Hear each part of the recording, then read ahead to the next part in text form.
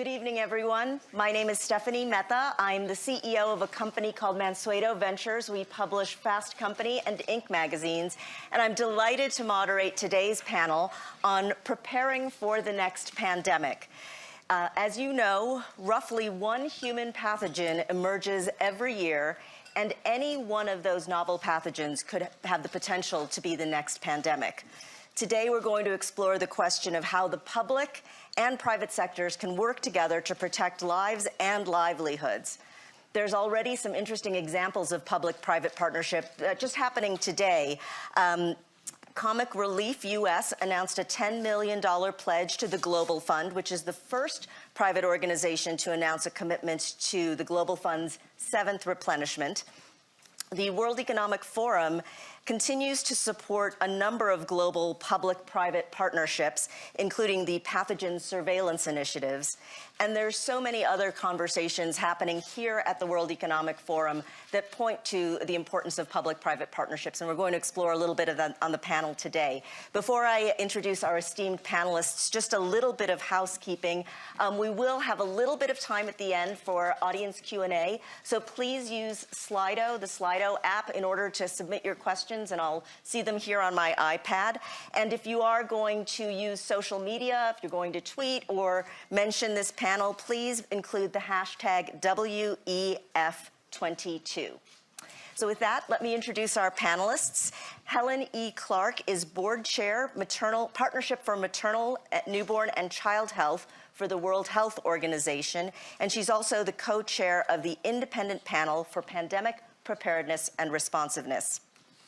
We also have with us, we're very fortunate to have President Paul Kagame, President of Rwanda, followed by Bill Gates, co-chair of the Bill and Melinda Gates Foundation, as well as the author of a new book about preventing the next pandemic. We're followed by France de Souza, who is the President and Chief Executive Officer of Illumina, Inc., and finally, Peter Sands, who is the Executive Director of the Global Fund to fight AIDS, tuberculosis, and malaria. Thank you all for being here. Thank you. I want to start with Bill Gates. Your new book is titled How to Prevent the Next Pandemic, but this panel is about preparing for the next pandemic.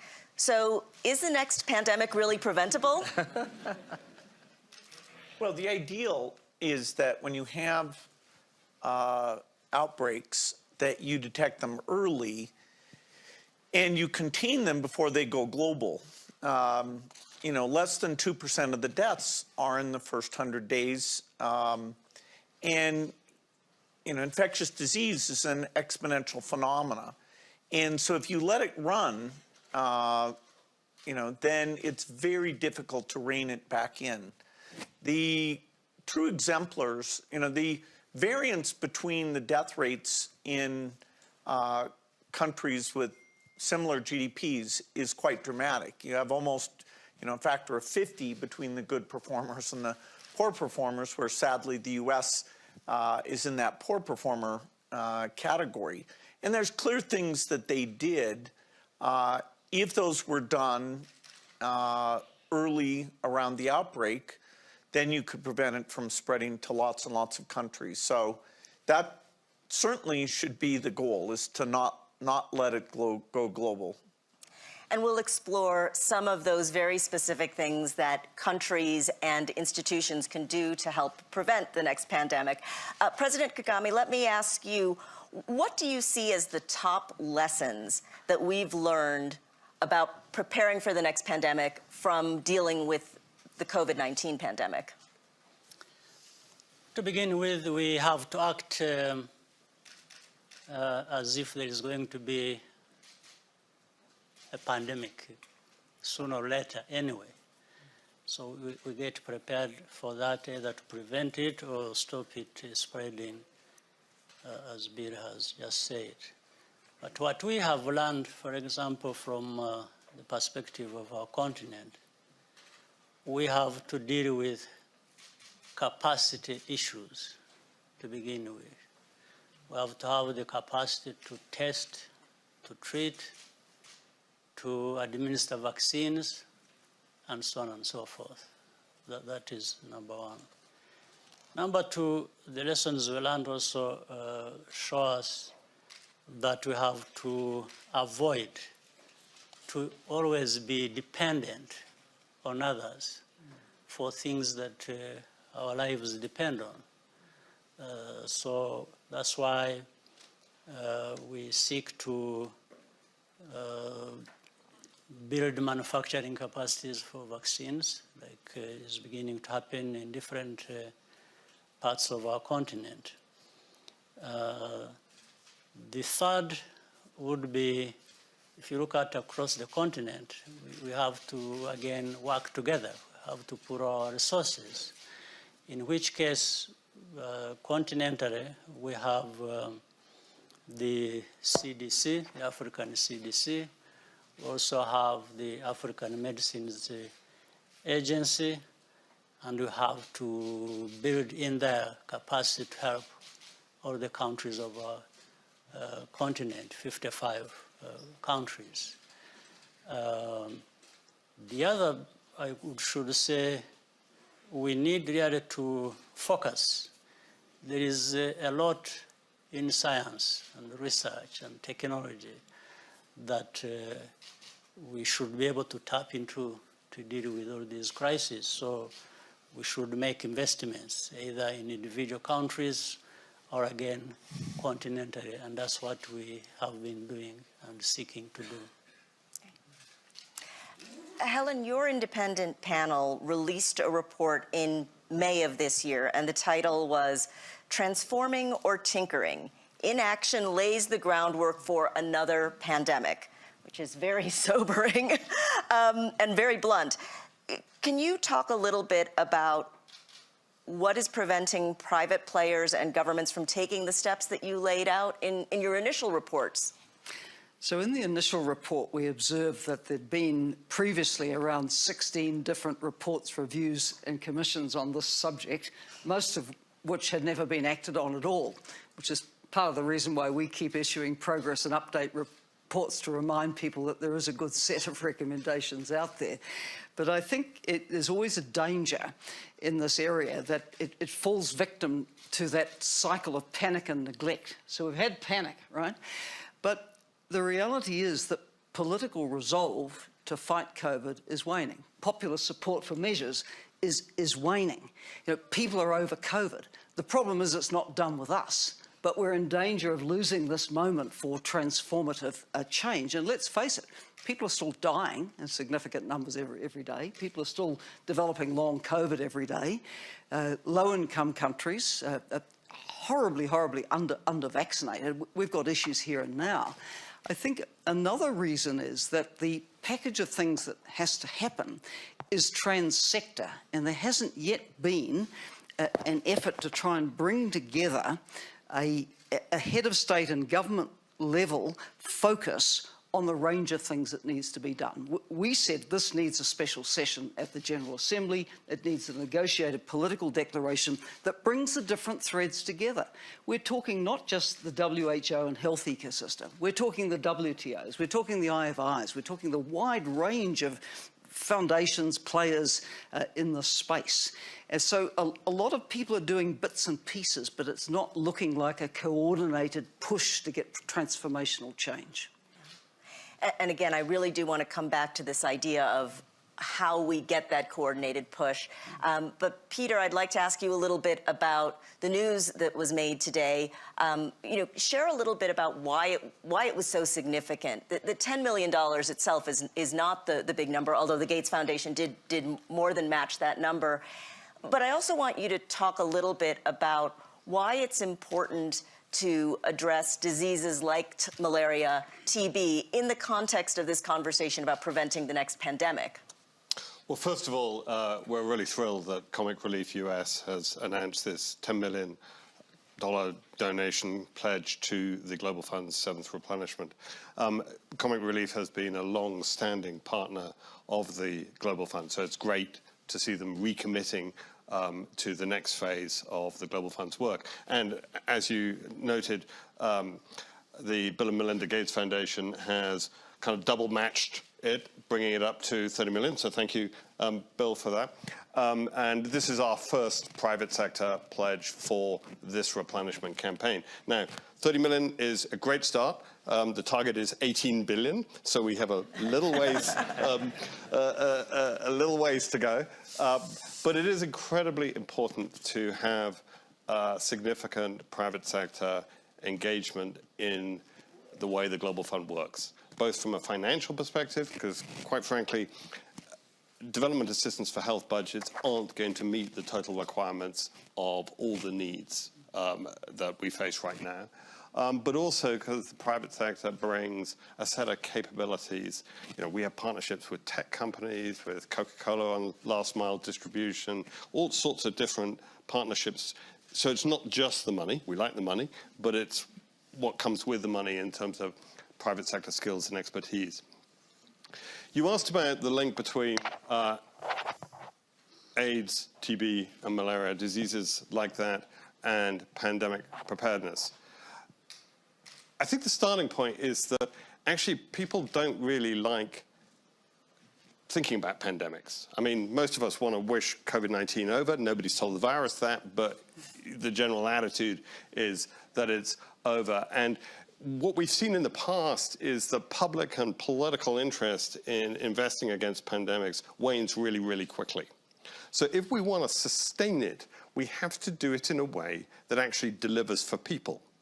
And we can do that by investing smartly. And the way we do that is by investing in lab networks, community health workers, supply chains, primary healthcare facilities that simultaneously help countries defeat diseases like HIV, TB, and malaria, and make us safer against future pathogens. And that isn't that hard to do. I mean, actually, many countries' responses to COVID-19 were based upon the infrastructure and capacities that had been put in place for HIV, TB, and malaria.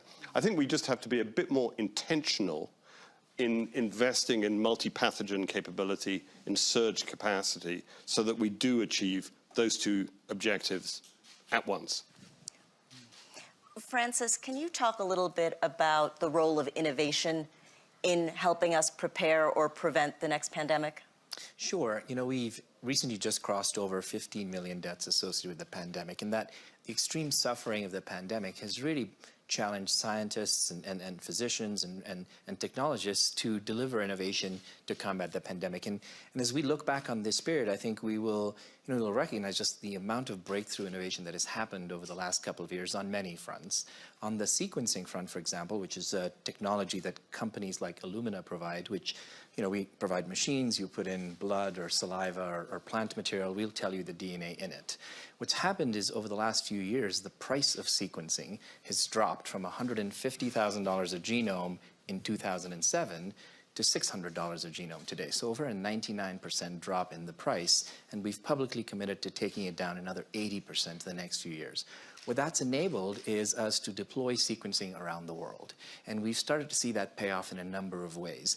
Right at the beginning of the pandemic, we were in Wuhan. The first notification to the WHO was on December 31st, 2019. 10 days later, the viral genome was published. We were working in Shanghai on that. And then, Stefan Ansel at Moderna talks about the fact that they took that data, so they never had the live virus on their site.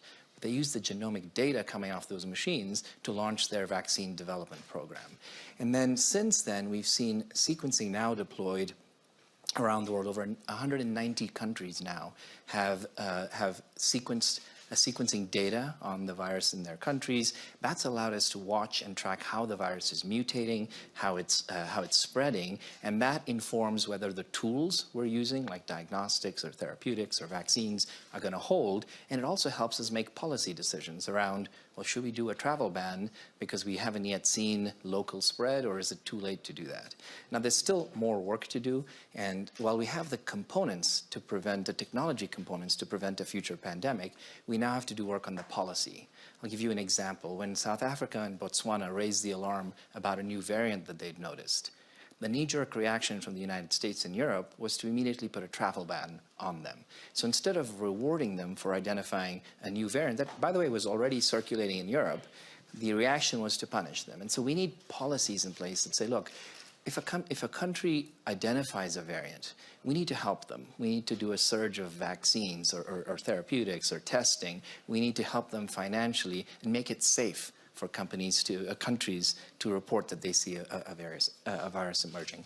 And then we also need to make this a global infrastructure. You know, we now know that ultimately we're only as strong as the weakest among us, and so we need a global surveillance infrastructure. I guess the good news is, as we're deploying this infrastructure around the world, it provides infrastructure not just to fight future pandemics, not just to fight future pathogen outbreaks, but also to help countries deal with other diseases, like cancer, for example. They can leverage the sequencing infrastructure, or cardiovascular disease, or genetic diseases. And so as we lay this out to fight the pandemic, we can emerge from this stronger, and we should make a commitment. You started with this. You know, we can't prevent future outbreaks, but we should commit to say this could be the last pandemic we see. Right. Let me follow up with Bill Gates on something that was really important about what Francis said, which was that, you know, you were in Wuhan, you were able to identify using next generation sequencing the risk, but that information was not disseminated as widely as it should have been, and there was, you know, this degree of inaction. And before we even get to the policy piece, which is very important, I'd like to ask Bill Gates, since you cover this in your book, how do we come up with a coordinated effort? What is the path to creating some sort of global response so that we can help the weakest link get stronger? Well, there certainly was time enough for some countries to respond and have, you know, very, very mild pandemics. Ground zero, wherever the emergence takes place, is always going to have the toughest job. You know, will they see an elevation in respiratory symptoms? Will they see an elevation in deaths? Will they run a diagnostic panel? They're not going to be sequencing everything, but when you get an elevation, or you get your normal diagnostic panel showing something unusual, then you've got to start sequencing. And, you know, so there could be more delay in reaction if we have a country with low capacity and we don't have a global team. People always talk about, oh, let's help countries do better. Yeah, we should help countries do better. But a lot of the pandemic risks are in countries who in the next several decades will not have that local capacity. So you have to have global capacity. If you're serious about pandemics, you have to have global capacity that can come in and do those things. You know, so we see that a lot. But, you know, here we're lucky. If this had been 10 years ago, some of these vaccine technologies did not exist. If it comes 10 years from now, we should have far, far better diagnostic technology. That is, be able to scale up every country within a month to diagnose their entire population. We should have much better therapeutics, some of which will be pathogen independent. And then, you know, as we do come up with vaccines, we want vaccines that are infection blocking and long duration, which today, you know, the vaccines have saved millions of lives, but they don't have much in the way of duration, and they're not good at infection blocking. President Kagame, how should health organizations and leaders sort of measure the humanitarian impact of pandemics, and how should that factor into preparedness? Well, first of all, government's responsibility being really working out these policy measures and bringing in, they have to create the trust with the citizens. So as I said earlier, building these capacities also enables us to have a clear picture of what needs to be done in the country and where we need to put the investments. And like in Rwanda and Senegal, South Africa, Ghana, we are beginning to work together and working with the partners from across the world. For example, the four I have mentioned, we're working now with BioNTech to use the mRNA technology to start actually building capacity on the ground to resolve the other problem I said of always depending from how generous the rest of the world is going to be to us before we get to the vaccines. So we have to work across the private sector, government, and then the citizens themselves. Like when this pandemic struck from the beginning, and later on even when vaccines were discovered, we relied so much for a long time on what we had learned that science tells us to prevent by, the social distancing, and of course the testing, hygiene, and all kinds of things. We relied so much on that, and it worked because we were able to communicate with the population and to mobilize them to use what was known and what was available before the vaccines to make sure that the population remains secure. So it's working across the board. It is being organized. It is building these capacities even internally. Like the company I've just mentioned we are going to work with, they are going to transfer knowledge to local engineers to do what they need to do in these countries, South Africa, Senegal, Ghana, Rwanda, and others are on the way. Helen, what does an ideal coordinated response look like? Based on the work that you did on the independent panel and the precedents that we've been talking about, if you could design the perfect coordinated response, what are the elements of it? Well, every orchestra needs a conductor. And so our proposal was to have a Global Health Threats Council, not a novel thought, by the way. President Kikwete of Tanzania chaired a panel back in Ban Ki-moon's time as Secretary General, which called for such a council, emerging out of support from the General Assembly to oversee, if you like, readiness across the system and hold actors to account, because there are many moving parts. As I said, what's going to happen with WTO and TRIPS? What's going to happen with this fund or that? What's going to happen with new legal instruments? And really to have some independent oversight of all of the institutions at a head of state and government level would be quite helpful in our opinion. And we would still like to see at the General Assembly this year a high-level event where heads of state like President Kagame would come, the negotiators would have prepared a declaration sort of setting out the reform path across the sectors. We think that the General Assembly, which is attended at a very high level, has the capacity to do that. But if I could just comment also on the humanitarian aspects. This pandemic has had very uneven effects. It's been very hard on the elderly. It's been very hard on those with health vulnerabilities. It's been very hard on those who haven't been able to access any vaccines at all. And sometimes when you see reporting on who is dying in the course of the pandemic, it's almost airily dismissed as, oh, well, they were old or sick anyway. Hang on a minute.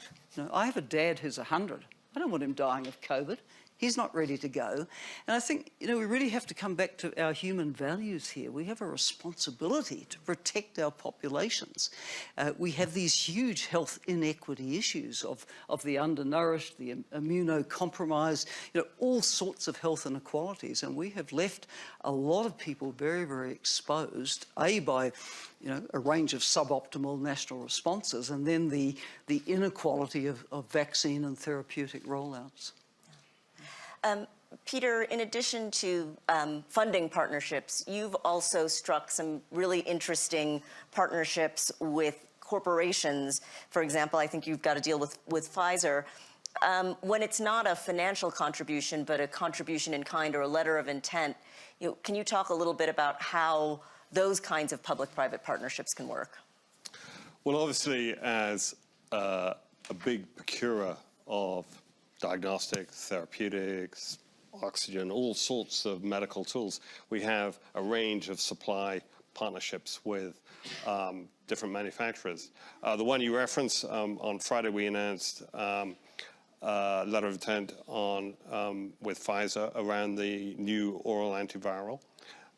And we are working with partners through the ACT Accelerator to support countries in getting access to these oral antivirals, but equally as importantly, in putting in place the testing strategies and clinical pathways to be able to use them. Because these oral antivirals have to be used pretty early in the first few days of people getting COVID. And so you've got to have the testing, you've got to have the ability to decide which people it's appropriate for and get them onto treatment quickly. So there's a partnership with the manufacturer, but there's also a partnership with a whole bunch of other actors to make this happen. And I do think it's important that we do this because, well, we would all like to believe that COVID-19 is going to sort of quietly march off into the sunset. I don't think it is. We will see more variants. We don't know what those variants would be like. But the advantage of having more tools at our disposal, and when I say our, at everybody's disposal, is that we can save a lot more lives. And I just want to pick up on the point that Helen made about the inequities. There's been a lot of focus on the inequities in provision of vaccines, of treatments, and it's absolutely right that we should focus on those and we should try and ensure equitable access as quickly as possible in this kind of situation. But there's also a bit of an inequity that perhaps is less mentioned, which is who gets to decide what counts as a pandemic and when does it stop counting as a pandemic? So the last big pandemic to strike humanity was HIV/AIDS. We don't tend to talk about it as a pandemic anymore. The second biggest killer among infectious diseases is tuberculosis. We don't tend to talk about. And the reason we don't, I'm afraid, is because they don't pose a threat to people living in rich countries. And we need to be careful that we don't just put the special effort on those things that pose a threat to people in rich countries. And also that we don't end up with a trail of kind of residual pandemics where they're no longer threatening the people in rich countries, but they're still killing a bunch of people in the poorer parts of the world. We need to kind of finish the job. Well, speaking of finishing the job, several panelists have mentioned that we all wish COVID were no longer a topic and that we kind of wish that pandemics would just go away. Bill, you've just published an op-ed that reminds us that even as we are contending with a war in Ukraine, even as we are contending with the potential for a recession, even as we're contending with high inflation, countries still need to, and leaders in private sector still need to make pandemic preparedness or prevention a top priority. How do we do that when there are other concerns that keep creeping into the conversation? Well, we're certainly at risk that global health issues may get deprioritized as there's so much else going on, whether it's the ongoing pandemic or, as Peter says, however you characterize HIV, malaria, and TB, where the equity issue there is super dramatic. And it's good in a way that when infectious diseases hit rich countries, it reminds people, wow, we're not the only ones suffering from this. What about these great tools that we have access to? When the prevalence goes down in the rich countries, that awareness tends to diminish. Now, various bilateral programs like US PEPFAR and the Multilateral Global Fund have done a good job reducing a lot of that inequity. But it'll be an interesting test. There's a replenishment that comes up probably in the last quarter where Global Fund's going to go out and ask for an increase from $14 billion to $18 billion. And we'll see in the face of all these priorities that are, I agree, absolutely important priorities, can global health maintain the visibility that it deserves? Lots of work to do on this pandemic, lots of work to do on those three diseases, and lots of work to do on those health systems. That's the front line for all the things we're talking about. And those investments, are very dramatic in terms of the payoffs you get, in terms of the human capacity you get by getting rid of these disease burdens. Maybe I'll add one other dimension to this discussion, because public health funding is going to be an important factor here in terms of combating the future pandemic. But one of the realizations I think that people have been coming to over the last couple of years is that combating pathogens is not just a public health priority, it's also a defense priority. And I remember I had this conversation in the White House actually in March of 2020 when we were sitting around, and there was a realization that we could have been under a bioterrorist attack and been under attack for weeks, and many people were dying, and we didn't know the source, we didn't know how to combat it. And so I think there's sort of an increasing awareness that combating a pathogen is increasingly a defense priority too, that the next attack, it may be the next coronavirus or the next antimicrobial resistance, but it could be a bioterrorist weapon. And so what that brings into the equation is that we're not just necessarily looking for public health funding, which unfortunately goes through surges and then dies off, but we should be accessing defense budgets too, and those unfortunately tend to be more perennial. But we've got to remember that, again, fighting pathogens is not just a public health priority, it's a global defense priority too, increasingly going forward. Francis, at the top of the conversation, you talked about the massive scientific effort that went into creating the vaccines, and I have a tendency to make everything a talent conversation, so I apologize in advance, but are you seeing in biotech and in gene sequencing a renewed interest from young people who would otherwise have pursued careers at, a company like Microsoft, say, now turning their attention and energies to healthcare, vaccines, next generation sequencing? That's a great question, because, as we think back on what this pandemic meant, I think there's a chance we think about the fact that this pandemic launched us into the 21st century in the same way that it was actually World War I believe, that launched us into the 20th century and set the defining issues of that century. And I think as we could be entering not just the 21st century, but the era of biology and the era of the genome. And I think that, as we start to think about some of the biggest challenges that we face, whether it's, food security or fighting pandemics or, or climate change, increasingly biology is going to play a bigger and bigger role. And if the 19th century was the era of the atom and the industrial revolution, and the 20th century was the era of the bit and the digital revolution, we'll increasingly start to think about the 21st century as being, an era of the genome and the biological revolution. Now, what that means is we need a lot of talent to come to biology, and we need a lot of talent from different fields. With sequencing, we're digitizing biology, which means increasingly we need more people with deep software expertise, with deep AI and machine learning expertise, and we'll need that in a scale that we haven't seen before. And I'll give you an example. Even in the US, most doctors today went to med school before the first human genome was sequenced. And so if you go to a doctor, even where there are precision therapies available for things like cancer, many oncologists at the top of their field still don't go to sequencing yet. And so there's a need for education and sort of talent building across the entire spectrum, from continuing education, of doctors and specialists, through medical school. And I think that, Stanford and Harvard only started teaching genomics a few years ago, through colleges, through high schools. And yes, we are seeing, people that were traditionally in tech, that have worked for the last decade in tech, coming to biology and inspired by the work that's happened over the pandemic, saying, look, I want to be part of this in the future. But biology, that biology is the biology of longevity, cancer, multi-million-dollar stem cell therapies. It's not the biology of helping developing countries. The percentage of the R&D budgets that go towards the things that cause the most deaths is well under 2%.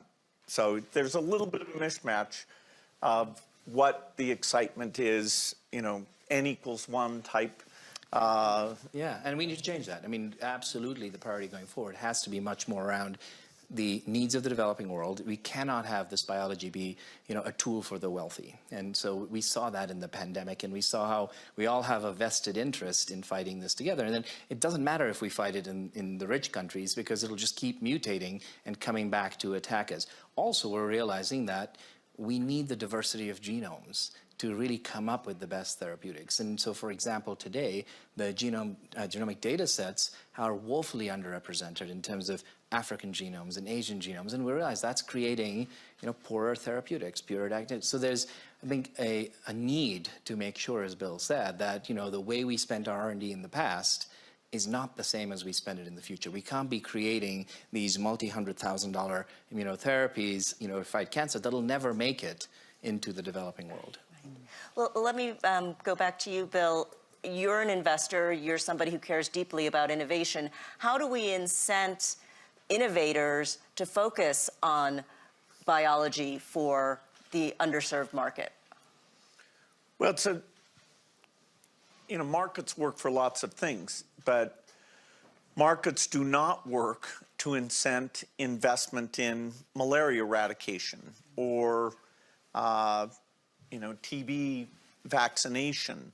Those are incredibly expensive things that the affected countries, don't have the resources, and there's no market for those things. So the term investor, if that means you're seeking profit, no, I'm not an investor.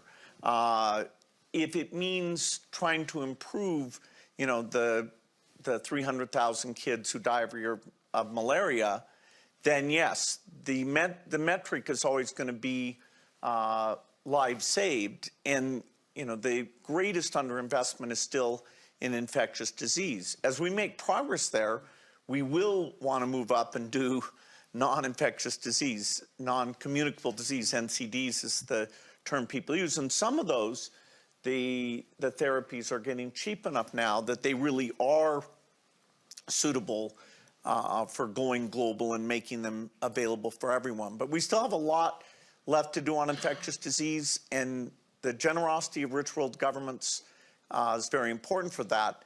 For pandemics, it's different. They should fund those things even if they only care about their own lives.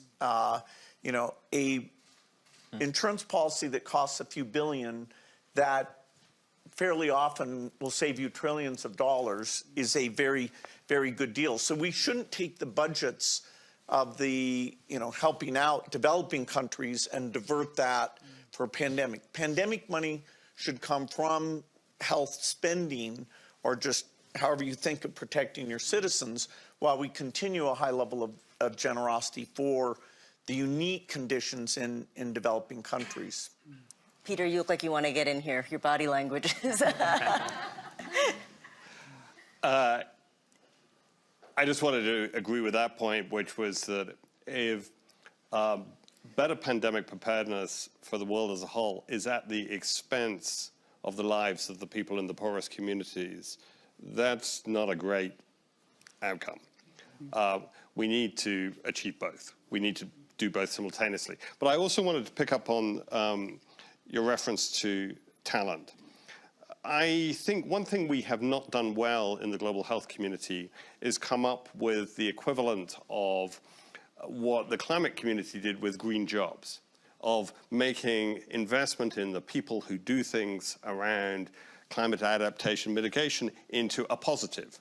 We tend to think of investments in health systems as being an expense, but actually the investment in talent, in community health workers, in lab technicians, in supply and logistics people, in doctors and nurses, these are great jobs. These are sustained, skilled jobs providing people with career paths. They're also disproportionately jobs for women, particularly community health workers. And so as a way of promoting development as well as promoting better health, it's a really powerful mechanism. But we haven't kind of sold it that way. I'm afraid too many finance ministers, I think, still think of more investment in the health system as being a sort of negative on the P&L of the country, rather than being an investment in great jobs, which are part of the future of the economy. I think on the funding, it most definitely should not be coming from development assistance budgets. Heaven knows they're under incredible stress now, and we're seeing a number of the good traditional donors diverting money from their budgets for refugee resettlement from Ukraine in their own countries and so on. So to, as Peter says, to further rob the development assistance budget to pay for global public goods like pandemic preparedness and response would be reprehensible. And so I guess a number of us are looking at the way this financial intermediary fund that's sort of coming out of the G20 type process, we're looking at it with a lot of interest because it looks again like another donor fund which will come out of assistance budgets. Our panel felt that you need a kind of global public investment model to cater for investment in global public goods, because a weak link of the chain anywhere is a threat to the health security of all. So that's really a plea for different kinds of formulas and not drawing from the funds that should be going to the world's poorest. President Kaname, I wanted to ask you a bit of a broader question about leadership. What leadership skills did you draw on the most in addressing the current pandemic? And are those the same leadership skills that world leaders, nonprofit leaders, business leaders are going to have to apply to pandemic preparedness? Yeah, before I answer that, let me come to a point adding to what has just been said. Learning again from the experience we have had in Africa, in my country. Because if you look at across Africa, only on average 18% of the populations have been vaccinated. Now, that's a small number. And the reason is that we did not invest enough in public health systems. Because even when people received the vaccines, they were not able to administer them. Some of them actually got spoiled in stores. So that speaks to the fact that there are certain investments we have to make, even our national budgets we have to. I know our countries, developing countries, have many priorities, and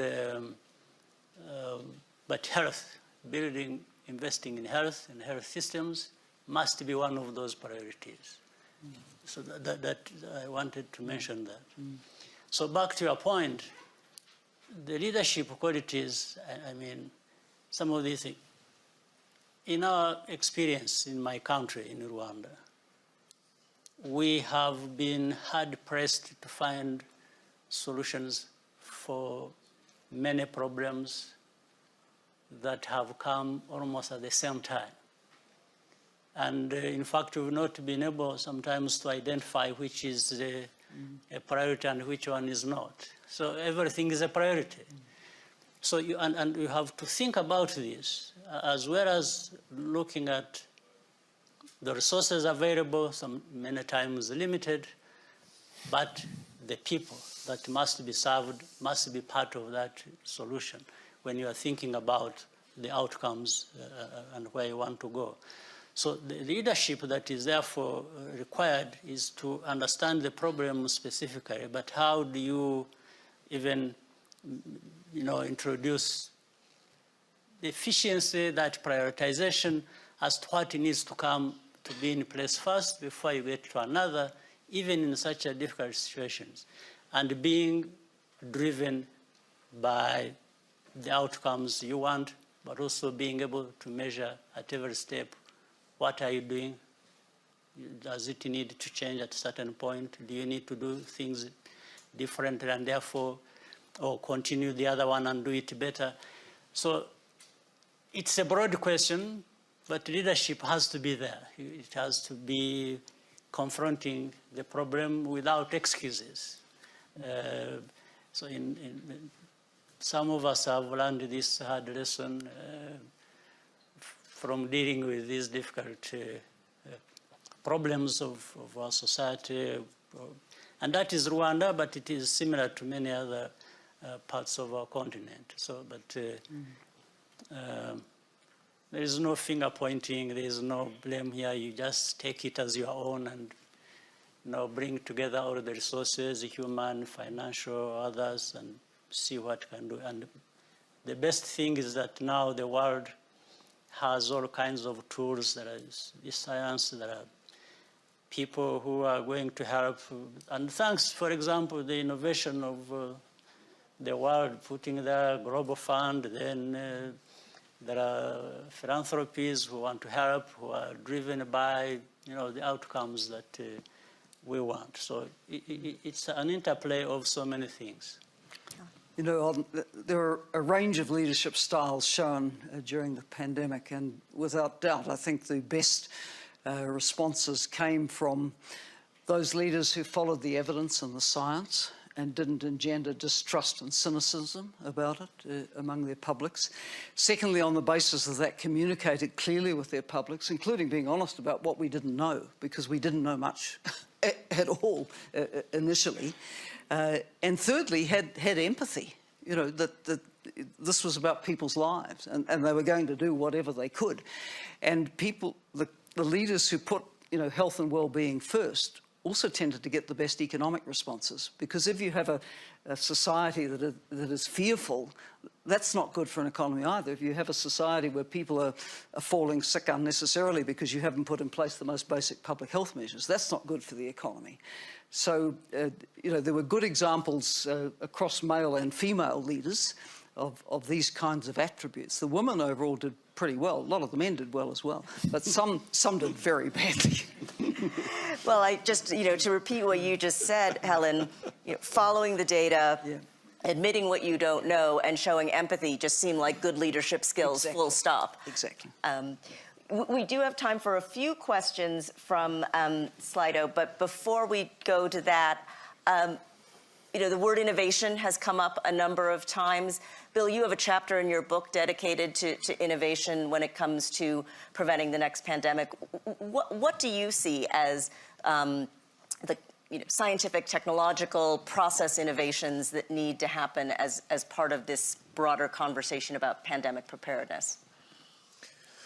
Well, it's fantastic that in the area of diagnostics, we should be able to use low-cost approaches that still report the data back and ramp those up. There are a new generation of diagnostic machines like Lamira that can be used year in and year out for things like HIV and TB that then, actually it got into Africa mostly because we had a COVID test authorized on it, and now we'll move to use it for those other things. So diagnostic infrastructure backed up by sequencing capacity, that's very, very important. Then in the therapeutic realm, how do we get antivirals without waiting 2 years? How do we get antibodies that can track the variants very rapidly and don't require infusion? Can we have drugs that are pathogen independent and stimulate the innate immune system so you can block infection, and those could be used early on? And then finally, the profile for the vaccines, duration and infection blocking and breath being important there.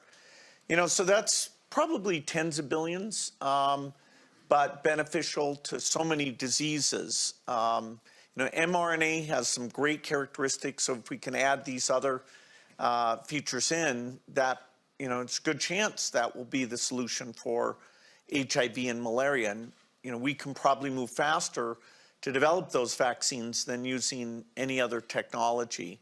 So, besides the global monitoring piece, the next big piece is that R&D agenda. And then the hardest piece, which we've all been talking about, is the quality of the health systems in the countries themselves. There's a question from the audience about any comments on AI-driven infectious disease surveillance systems. Does anyone on the panel have a thought on the use of artificial intelligence for surveillance? You can use AI for a number of different things. You can use it to detect disease patterns that are out of the ordinary and get you a better radar screen on that. We also see applications for AI in things like TB case finding, where you're trying to improve the yield, essentially, because testing is expensive, so that you find the cases more effectively. So I think we will see a range of uses of AI, from disease surveillance to improving the efficacy of diagnostic efforts. Yeah, let me add one example that's playing out right now, which is, ideally we'd get to a world where we're doing automatic monitoring of the environment. So you're seeing examples of wastewater monitoring, for example. Say we'll do daily sequencing of samples, but you want to add other forms of signal intelligence. To say we can do sequencing of communities through wastewater or other examples, but we're also going to look at Google searches. We're going to look at the temperatures reported by networked thermometers, for example. And so integrating all this signal intelligence and trying to identify, well, what actually is indicative of an outbreak, that's stuff where you can use machine learning and AI to start to say what pattern, starts to be most indicative of outbreaks. So that's one example that's playing out right now. Yeah. There's also a question on Slido about the use and implementation of a global vaccine passport. Now, we're not talking about the past so much as the future, but does anybody on the panel have a thought about whether or not vaccine passports are valuable in the context of pandemic preparedness and prevention? I'm not sure necessarily about a passport, but I think what would be useful would be to have global standards of certification. Going back to the earlier times of vaccination in 2021, I was hearing from a friend who had family in Sweden who needed a particular vaccine to get there, a particular one to get to the US, a particular one was available somewhere else. Getting global standards established as to what qualifies as protection, I think, would be useful. So there's probably work to be done in this space. Yeah. Yeah, it'd be more valuable if you had an infection-blocking vaccine. I mean, the idea of checking if people are vaccinated, if you have breakthrough infections, what's the point? But the data system, some countries did a very good job on being able to verify vaccinated status. The U.S. did not, but there's some great examples. Even India did a fantastic job on that. For our last question, I'd like to ask each of the panelists to make the optimistic case for preventing the next pandemic. If you had to say why the next pandemic would be prevented, what would be the case for optimism? I'm going to start with you, Helen. We have to believe that it's possible to stop a localized outbreak becoming a raging global pandemic. And that means better surveillance, more transparency, frankly, by all member states. If they think something's happened, it's got to be reported. And the WHO needs the power to be on the site with whatever teams need to be deployed. It needs to be able to publish the information it has rather than beg countries for permission to do it. It's got to be able to take a precautionary approach in running up a flag. And it's got to be able to declare an emergency without being kneecapped by an emergency committee. These are basic things that need to be dealt with in a review of the international health regulations. Otherwise, we will lose weeks again next time something happens. President Kagame, what makes you optimistic that will prevent the next pandemic? The fact that I think we have all learned one lesson or the other as to the current pandemic, and a sense of urgency has kicked in, and we know now which strings to pull and put things together and work together. We might work together better in the next pandemic than we have done. We have already done well to an extent, working together. So I think lessons we have learned should be able to be driving us in the right direction. Yeah, be reasonably irrational to let tens of millions die and all the negative effects of the pandemic and not invest something. Society does a great job on fire prevention. We have professional firefighters and we practice. Here, the thing that I'd emphasize is practice. How do you quickly get diagnostic capacity up? How do you come up with quarantine policies and communicate them? And we just, we're not ready.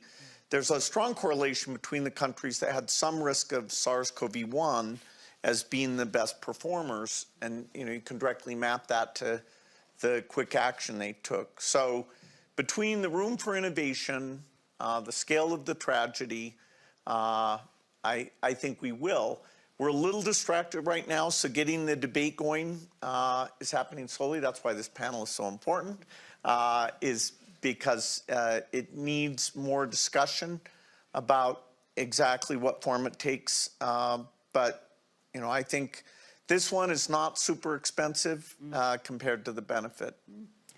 Yeah, look, the reason I'm optimistic, I'd say, is that for the first time in human history, we have the technology components necessary to think about even preventing a pandemic. We have, you know, mRNA platforms, we have low-cost diagnostics, we have sequencing, all at price points that make it possible to think about preventing a pandemic. We've also learned not just the humanitarian cost of a pandemic, but the economic cost of a pandemic. So we've actually seen that bill, you know, come due, and I think that'll make us more likely to invest. And finally, we've realized that we're all in this together, that we have to help everyone else, because otherwise it just keeps coming back after us. And so I think all those lessons make me optimistic. Peter, I'm going to give you the last word. Hard to add. I do think that there have been some sea changes. As somebody who, before I came to the Global Fund, was trying to persuade businesses and the IMF to take pandemic threats seriously and was singularly unsuccessful. COVID did a much better job of that than I ever did. So I think the point about the economics, look, we have some fantastic science, and the more we can attract some of the best brains around the world to invest in this kind of stuff and spend their time on it, I think we'll better protection. The practice point, look, the sad truth is we have plenty of diseases to practice on.